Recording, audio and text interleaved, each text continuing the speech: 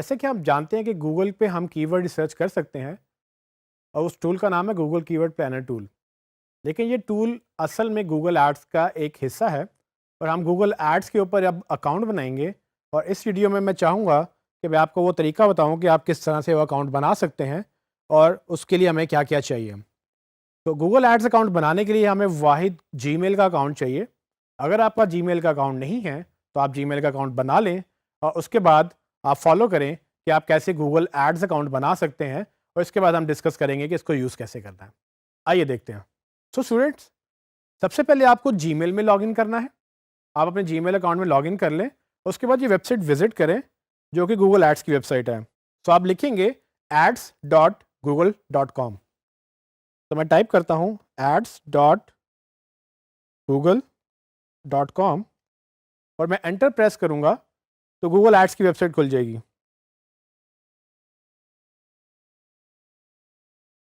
तो याद रखिएगा, अगर आपने फर्स्ट टाइम गूगल एड्स की वेबसाइट खोली है तो शायद आपको लॉगिन करना पड़े।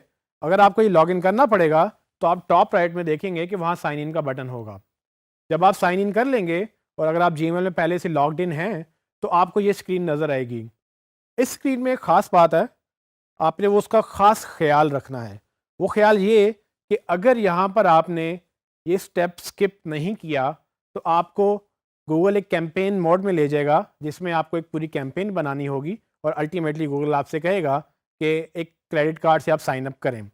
तो हमें उस चीज़ को अवॉइड करने के लिए हमें ये स्टेप स्किप करना है।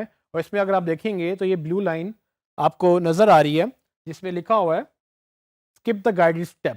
तो ये गाइडेड स्टेप आपने स्किप करना है ताकि हम उस मसले से बच जाएं जिसमें हमें क्रेडिट कार्ड डालना पड़े।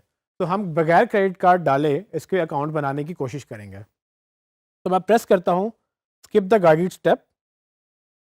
जैसे ही मैं ये प्रेस करूँगा गूगल मुझे एक पेज पर ले जाएगा जहाँ पर वो मुझसे करेंसी और मेरा कंट्री पूछेगा।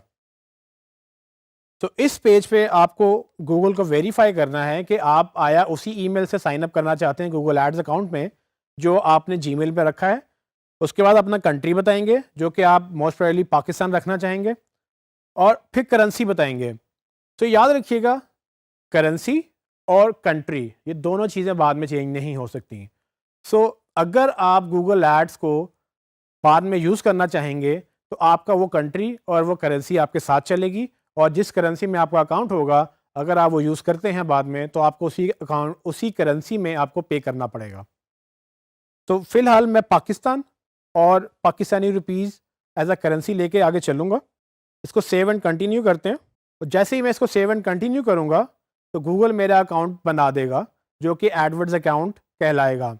तो गूगल एडवर्ड्स और गूगल एड्स में डिफरेंस ये है कि गूगल एड्स का पहले नाम गूगल एडवर्ड्स था। तो अक्सर लोग इसको एडवर्ड्स से ही जानते हैं, लेकिन गूगल एड्स और गूगल एडवर्ड्स दोनों एक ही बात है। अगर आप adwords.google.com भी ओपन करेंगे तो आप बिल आखिर ads.google.com पर ही रीडायरेक्ट हो जाएंगे।